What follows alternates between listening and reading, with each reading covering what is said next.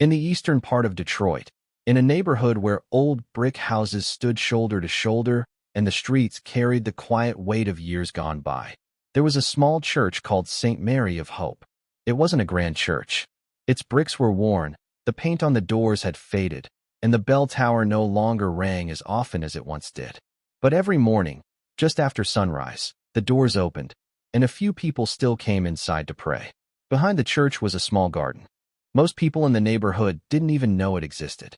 A narrow path led through a side gate into a quiet courtyard surrounded by an iron fence. There were a few flower beds, white lilies, red roses, and small patches of grass that struggled through the harsh Detroit winters. And in the center stood a statue of the Virgin Mary. It was simple, carved from pale stone, with soft features and gentle eyes. The statue had been placed there decades earlier.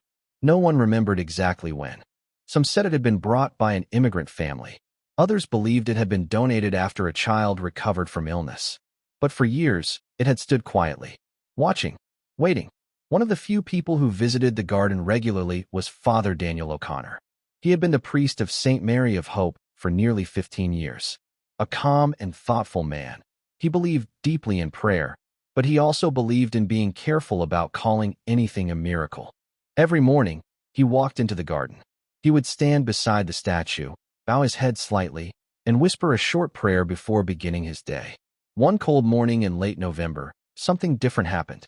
The sky above Detroit was gray, and a thin layer of frost covered the ground. As Father Daniel stepped into the courtyard, he noticed someone sitting on the wooden bench near the statue. A young man. He looked exhausted. His shoulders were hunched, and his breathing was uneven. Father Daniel approached slowly. "Good morning," he said gently. The man looked up. His eyes were tired, but there was something else in them too. Fear. "My name is Marcus Hill," he said. "I heard about this place." Father Daniel frowned slightly. "What place?" "The statue," Marcus replied, glancing toward the Virgin Mary. "People say she helps the sick." Father Daniel paused. He had never heard that before. "Who told you that?" he asked.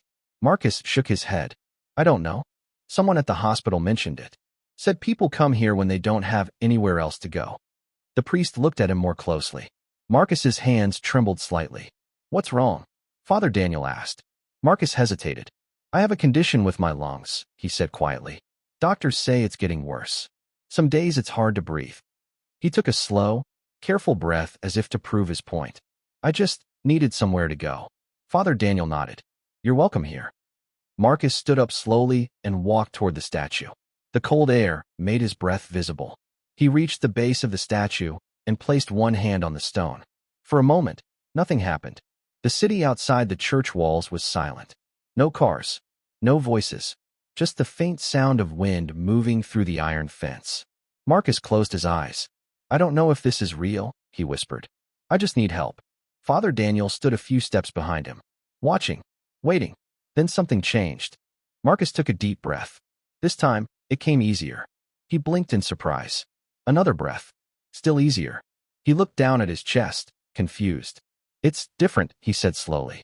Father Daniel stepped closer. "What do you mean?" Marcus shook his head. "I don't know. The pain isn't gone, but it's not as heavy."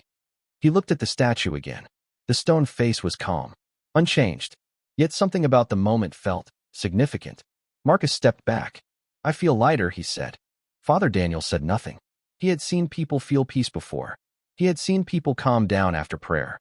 But something about this felt different. Marcus smiled faintly. "Maybe it's just in my head," he said. "Maybe." Father Daniel replied gently. Marcus thanked him and slowly walked out of the garden. Father Daniel remained alone in the courtyard. The cold air returned. The quiet returned. The statue stood exactly as it always had. But the priest couldn't ignore the feeling growing inside him. Because something had begun that morning. Something small. Something quiet. But something that would soon bring many people to that forgotten garden behind St. Mary of Hope. People who were sick. People who were afraid. People who had nowhere else to go. And many of them would say the same thing Marcus Hill had just said. They felt better. And that was only the beginning. For several days after Marcus Hill's visit, nothing unusual happened in the garden behind St. Mary of Hope. Father Daniel continued his routine. Each morning he walked through the side gate, brushed away fallen leaves from the narrow path, and stood quietly beside the statue of the Virgin Mary. The air grew colder as winter approached, and the flowers in the garden began to fade. At first, he wondered if what he had seen was simply a moment of relief, a temporary calm, something that could be explained. Then, one afternoon, the door of the church opened again. A woman entered slowly, supporting an older man by the arm. "Excuse me," she said softly. "Is there a garden here?" Father Daniel nodded. "Yes.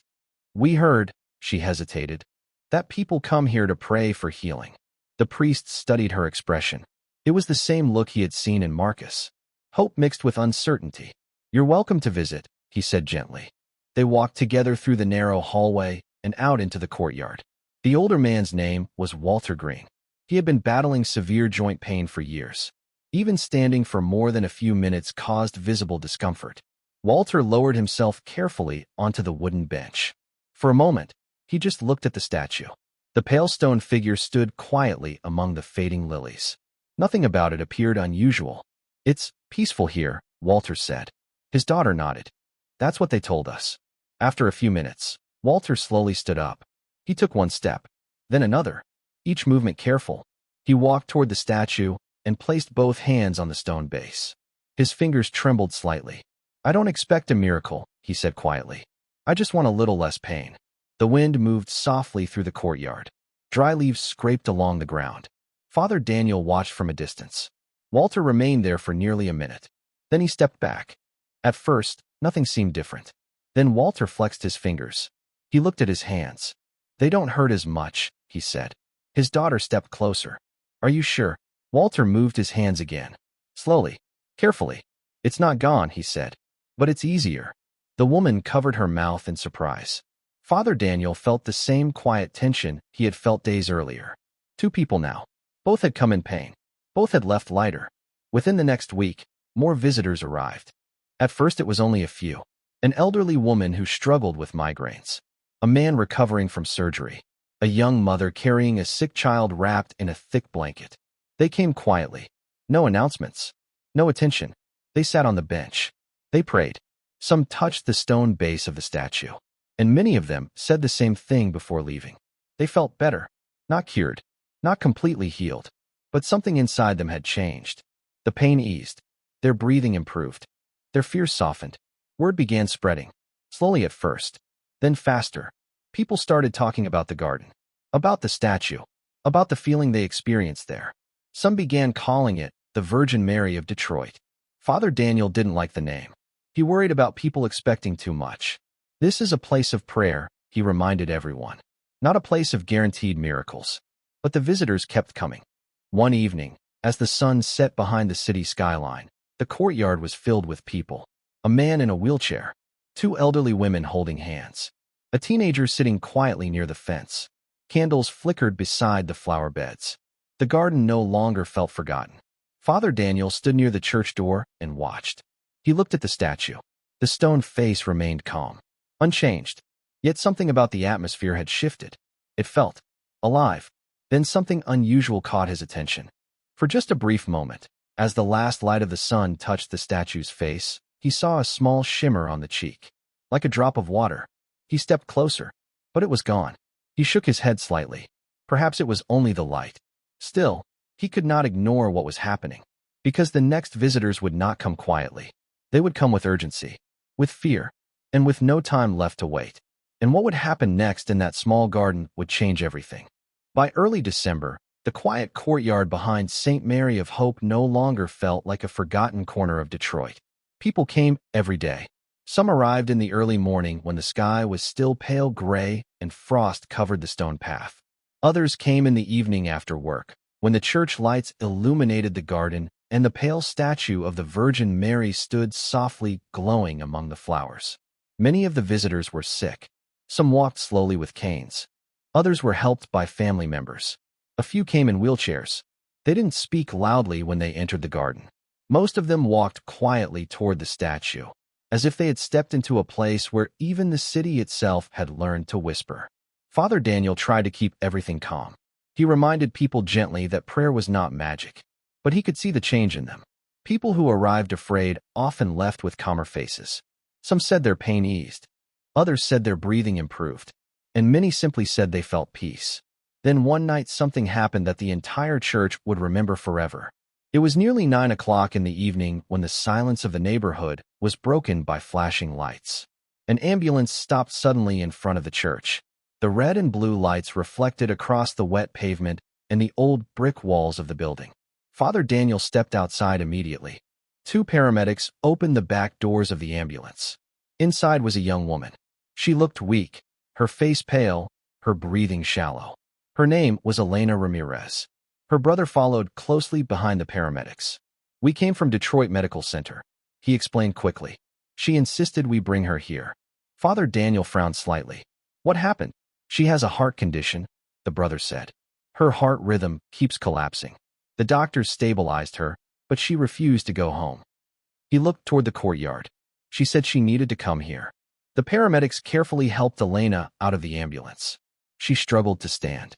The cold December air made her breath visible as she walked slowly through the church gate and into the garden. The courtyard was quiet. Only a few candles burned beside the statue. Elena stopped halfway down the path. She looked up at the statue of the Virgin Mary. For a moment, she simply stared.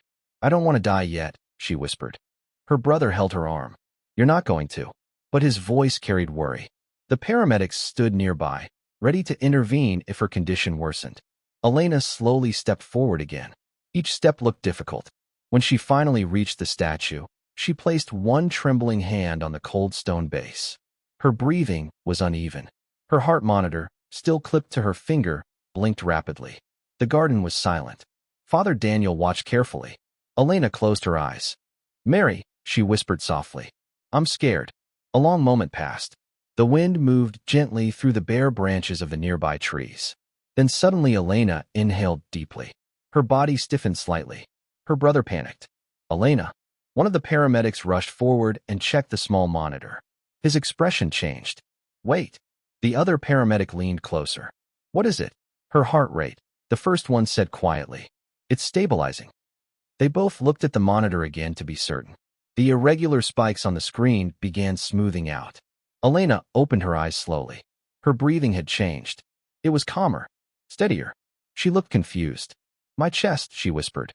Her brother stared at her. "What about it?" "The pressure," she said. "It's lighter." The paramedics exchanged glances. Neither of them spoke. Finally, Father Daniel stepped closer. "How do you feel?" he asked gently. Elena placed her hand over her heart. "It's not gone," she said. "But it's peaceful." Tears filled her eyes as she looked up at the statue again. "Thank you," she whispered. The paramedics decided to take her back to the hospital for observation. Before leaving, Elena looked one more time at the statue. The pale stone face seemed calm. Watching, listening. The ambulance drove away slowly, its lights fading down the dark street. Father Daniel remained alone in the garden. He walked toward the statue. The candles flickered softly beside the flowers. The stone face looked exactly the same as it always had. But something had changed. Because within days, the story of the woman whose heart suddenly stabilized in the church garden would spread across Detroit. People would begin arriving not just from nearby neighborhoods, but from across the entire city. Doctors, reporters, families, and they would all come to see what many had begun calling something extraordinary. The Virgin Mary of Detroit, who comforts the sick. But the most mysterious discovery was still waiting. Because soon, someone would notice something on the statue itself. Something no one had seen before. And that moment would turn the quiet courtyard into a place people would speak about for years. Within a few weeks, the quiet courtyard behind St. Mary of Hope Church had become one of the most talked about places in Detroit. People arrived every day. Some came early in the morning while frost still covered the sidewalks and the city had not yet fully awakened. Others arrived late in the evening, when the lights from the church softly illuminated the garden and the pale statue of the Virgin Mary stood among the flowers like a silent guardian. Many of the visitors were sick. Some came slowly with the help of canes. Others were pushed in wheelchairs by their families. A few arrived looking frightened, unsure if they had made a foolish decision by coming to a small church garden instead of another hospital. Yet something happened almost every time someone entered the courtyard. The atmosphere felt different, calmer.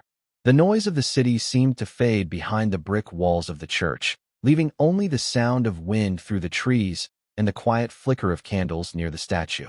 Father Daniel watched it all carefully. He reminded everyone who arrived that the church did not promise miracles. "This place is for prayer," he told visitors gently. "Hope can help people in ways we do not always understand." Still, the stories continued. A man who had suffered from terrible migraines for years said the pain stopped after sitting beside the statue for an hour. A woman undergoing cancer treatments said the anxiety that kept her awake every night suddenly lifted after she prayed in the garden. Another visitor said that after touching the base of the statue, he felt a calm strength he had not felt since his illness began. Doctors could not explain it. Some believed it was the power of belief. Others said the peaceful atmosphere allowed the body to relax and recover. But regardless of the explanation, one thing was clear. People were leaving the garden with something they had not felt before: hope. Soon reporters began arriving. Television vans parked along the street outside the church. Journalists walked through the courtyard with cameras and microphones, speaking quietly with visitors who had come searching for relief. Newspapers began calling the statue the Virgin Mary of Detroit. Father Daniel felt uneasy with the attention, but he continued welcoming everyone. "If people find peace here," he told one reporter, "then this garden is doing exactly what it was meant to do." One evening in late December, the courtyard was filled again. Candles flickered along the flower beds. Several elderly visitors sat together on the wooden bench, sharing quiet conversation. A man in a wheelchair spoke softly with his daughter. And near the statue stood Elena Ramirez, the young woman who had arrived weeks earlier in the ambulance. She had returned to visit the garden again. Her doctors had confirmed something remarkable. Since that night in the courtyard, her heart rhythm had remained stable. The condition had not completely disappeared, but the dangerous episodes had stopped. Elena slowly approached the statue. The winter sky above Detroit glowed orange as the sun began setting behind the city skyline. She placed her hand gently on the stone base. "Thank you," she whispered. Behind her, the garden was filled with quiet life. People were talking. Some were praying. Some were simply sitting together, sharing stories of illness, fear, and hope. Father Daniel stood near the church door watching, and suddenly he understood something important. Perhaps the greatest miracle in the garden was not physical healing. Perhaps it was something even more powerful. People who had arrived feeling alone were leaving with comfort. Strangers were supporting one another. Families were finding strength again. The statue of the Virgin Mary remained silent. But somehow, the garden had become a place where suffering people discovered they were not facing their battles alone. As the last light of evening faded across the courtyard, the pale stone face of the statue seemed to glow softly among the winter flowers. Father Daniel walked slowly toward it. For a brief moment, he thought he saw a tiny reflection on the statue's cheek, like a small drop of water catching the light. It disappeared almost immediately. Perhaps it was just the cold air. Perhaps it was nothing at all. But Father Daniel smiled quietly, because whatever the explanation might be, something beautiful had happened in that small Detroit garden. A place that had once been forgotten had become a place of healing, comfort, and faith. And long after the reporters left and the crowds became smaller again, people would continue coming to St. Mary of Hope. They would sit beside the flowers. They would pray beside the statue. And many of them would leave believing that somewhere in that quiet corner of Detroit, the Virgin Mary still watched over the sick.